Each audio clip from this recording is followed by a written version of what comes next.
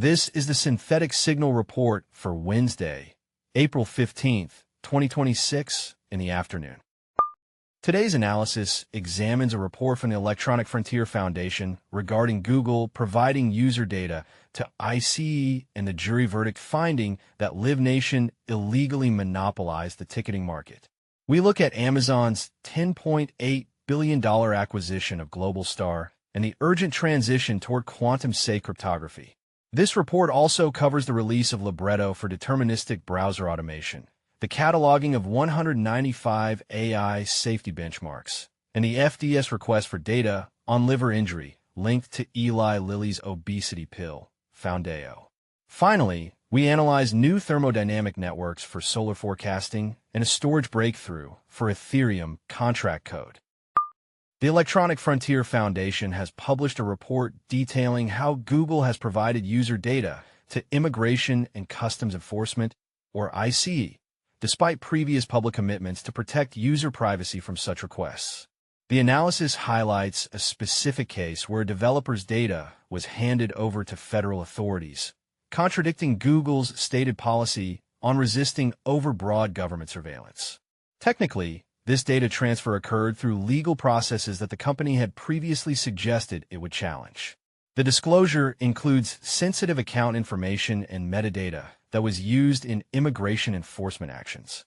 This development marks a significant shift in the relationship between big tech platforms and federal law enforcement, suggesting that previous privacy promises may not hold up under current legal or political pressures.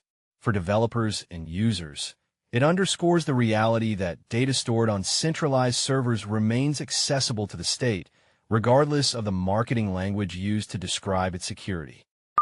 A federal jury has officially found that LiveNation and its subsidiary, Ticketmaster, have illegally monopolized the primary ticketing market. The verdict follows a deep investigation into the company's business practices, which include exclusive contracts with major venues and the retaliatory use of its promotion wing to stifle competition. The jury determined that LiveNation used its dominant position to drive up service fees and limit the choices available to both artists and fans.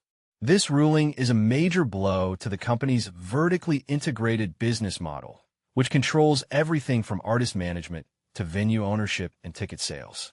Analysts suggest this verdict could lead to a court-ordered breakup of LiveNation and Ticketmaster, which were allowed to merge in 2010 under a controversial consent decree. The focus now shifts to the penalty phase, which may involve structural changes to how tickets are sold in the United States. Amazon has announced the acquisition of satellite communications firm Globalstar for $10.8 billion. This move is designed to scale Amazon's LEO satellite internet network, directly challenging the market dominance of SpaceX's Starlink. As part of the deal, Amazon will take over a major partnership with Apple to provide satellite connectivity for iPhones and Apple Watches. The technical goal is to launch integrated voice, data, and messaging services by 2028. By acquiring Globalstar's existing spectrum and infrastructure, Amazon bypasses several years of regulatory and orbital hurdles.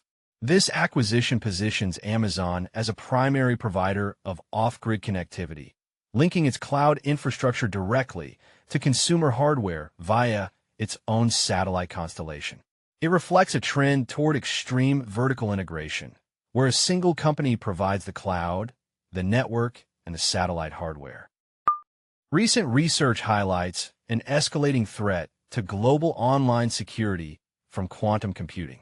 Current encryption standards, specifically RSA and elliptic curve cryptography, are based on mathematical problems that would take classical supercomputers trillions of years to solve. However, a sufficiently large quantum computer could crack these algorithms in hours. The transition to quantum-safe protocols is now considered a critical priority for both government and financial sectors. This involves moving toward lattice-based cryptography and other post-quantum algorithms that do not rely on the same prime factorization weaknesses. The risk is not just in the future.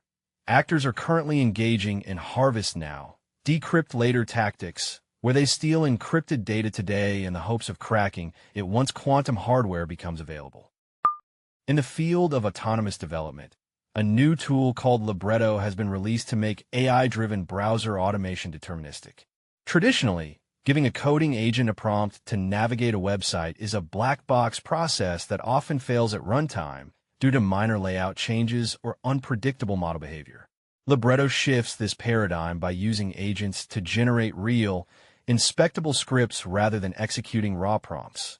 These scripts can be debugged, version-controlled, and run consistently across different environments.